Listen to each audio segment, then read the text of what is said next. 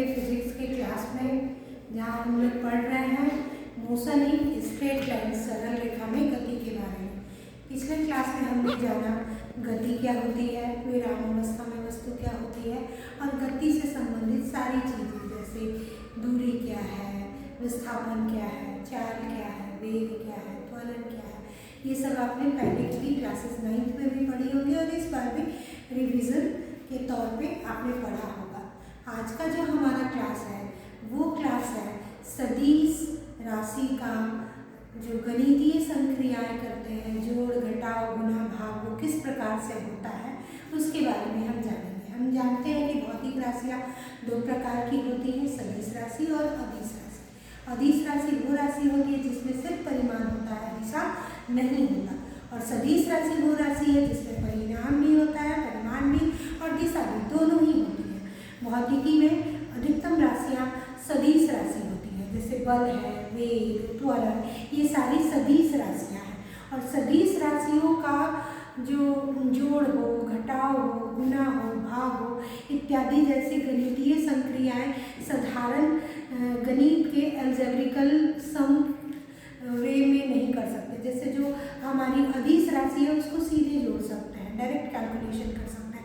जैसे दूरी एक अदिश राशि है, 2 मीटर और उसमें 10 मीटर जोड़ना हो तो टोटल हमारा डिस्टेंस निकल के आ जाएगा 12 मीटर। लेकिन किसी सदिश राशि को जोड़ना हो तो आप डायरेक्ट गणित की प्रक्रिया को यूज़ करके नहीं कर सकते, उसके जोड़ने, घटाव, गुणा करने का तरीका अलग होता है। उसी में से हम सदिश राशियों का योग कैसे करेंगे, इसके लिए विभिन्न तरीके दिए गए हैं। पहला हमारा तरीका है सदिश राशियों का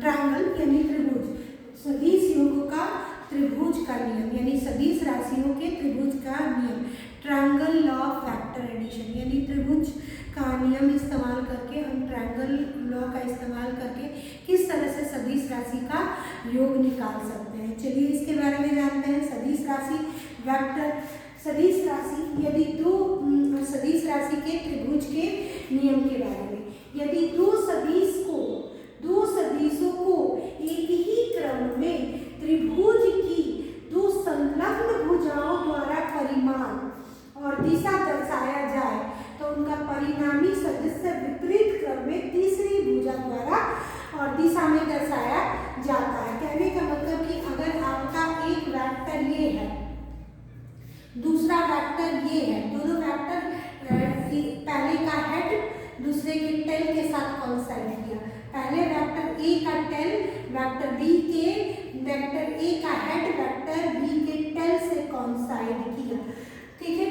यहाँ पे तो इन दोनों का जो रिजल्टेंट, इन दोनों राशियों का जो विकर्ण हमको प्राप्त होगा, यही हमारा रिजल्टेंट होगा आर। इसको हम लोग लिख सकते हैं vector A plus vector B.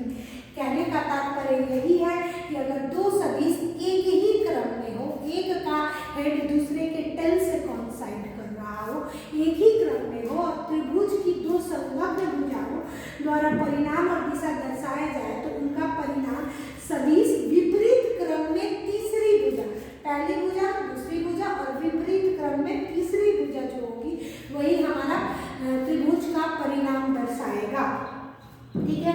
चलिए यहाँ मैंने डायग्राम बनाया हुआ है, यहाँ दो वेक्टर लिए, वेक्टर ए का हेड वेक्टर बी के टेल से कॉन्साइड कर रहा है, ये हमारा वेक्टर ए है, हमारा वेक्टर बी है, इसका हम लोग एक त्रिभुज का शेप ले रहा है, resultant vector R O P Q, Q को आगे तक बढ़ाया गया और एन से मिलाया गया, जहाँ एन पे हमारा कितना, एन पे हमारा 90 डिग्री बन रहा है, यहाँ पे एंगल थीटा है और ये बीटा है। चलिए हम लोग इस्तेमाल करते हैं त्रिभुज पी क्यू एन में, पी क्यू एन, ये जो मैंने एक्सटेंडेड लाइन खींचा है इस त्रिभुज में चलते हैं P Q N. P Q N में हम अपना गणित का जो संक्रिया है त्रिकोणमिति का इस्तेमाल करते हुए त्रिभुज पी क्यू एन में साइन थीटा बराबर आप लोग जानते हैं क्या हो जाएगा हमारा Q N by P Q, और यहाँ से अगर क्यू एन निकालना हो तो cross multiplication P Q sine theta. P Q हमारा क्या है, पी और क्यू जो है हमारा वेक्टर बी है, यानी पी क्यू को हम लिख सकते हैं बी साइन थीटा। फाइनली हमको मिल गया क्यू एन बराबर बी साइन थीटा। चलिए कॉस थीटा निकालते हैं,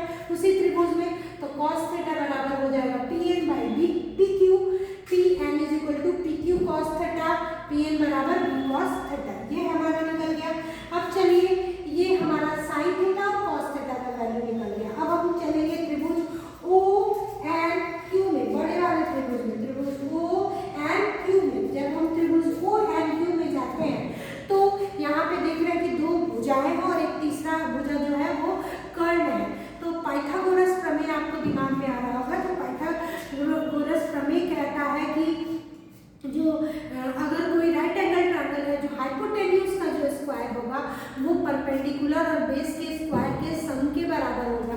मतलब कहने का कि एच स्क्वायर कर्ण का स्क्वायर जो बराबर होगा लंब के स्क्वायर और आधार के स्क्वायर के बराबर। तो हम यहाँ इस्तेमाल करते हैं पाइथागोरस प्रमेय। एच हमारा क्या है, ओ क्यू है, तो ओ क्यू स्क्वायर बराबर पी क्या है हमारा, क्यू एन है, क्यू एन का स्क्वायर प्लस ओ एन का स्क्वायर।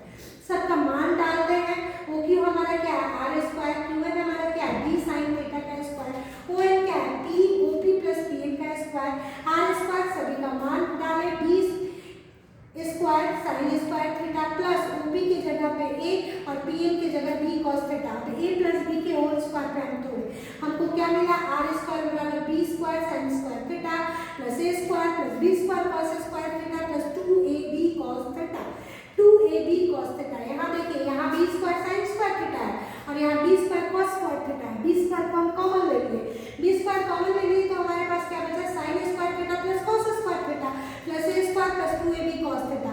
आपने क्लास 10 में त्रिकोणमिति में पढ़ा होगा एक सूत्र कि sine square theta plus cos square theta is equal to 1 हो जाता है। तो इस पूरे जगह हम वैल्यू डाल दिए 1। फाइनली हमको क्या मिला, are square is equal to A square plus B square plus 2ab cos theta. Square हटाएंगे तो ये पूरा कॉन्सेप्ट मेरा रूट के अंदर आ जाएगा। रिजल्टेंट वेक्टर हमको कितना मिलेगा, आर बराबर root under a square plus B square plus 2ab cos theta. और इनका कोण निकालना चाहे तो हम जान चलेंगे त्रिभुज ओ क्यू एन में tan थीटा बराबर Q N by O N. Q N का वैल्यू पुट किए, B sine theta, O N का को लिख सकते हैं O P plus P N और tan थीटा बराबर B sine theta plus A plus B cos theta इतना होता है। ये हमारा त्रिकोणमिति। तो इसको टिप टू टेल मेथड कहते हैं, क्योंकि यहाँ एक वेक्टर का हेड पार्ट दूसरे वेक्टर के टेल से कनेक्टेड होता है। एक वेक्टर का टिप दूसरे के टेल से कनेक्टेड होता है, इसलिए इसको टिप टू टेल मेथड कहते हैं। इसमें रिजल्टेंट वेक्टर हम लोग निकालते हैं, r is equal to root under a square plus B square plus 2ab cos theta. इस सूत्र को इस्तेमाल करके हम रिजल्टेंट वेक्टर निकाल सकते हैं। इस पर बेस्ड बहुत सारा न्यूमेरिकल्स है, इसको सॉल्व करने का कोशिश करेंगे। अगली क्लास में हम इसके न्यूमेरिकल पे भी डिस्कशन करेंगे। तब तक इस त्रिभुज बड़ा ही इंपॉर्टेंट क्वेश्चन है, फाइनल एग्जाम में आता भी है, लॉन्ग में भी आते हैं। तो ये सदिश राशि का योग त्रिभुज नियम से कैसे निकालेंगे उसका डेरिवेशन को कीजिए, बनाइए। कहीं से कोई दिक्कत हो रही है तो पूछिए। Thank you.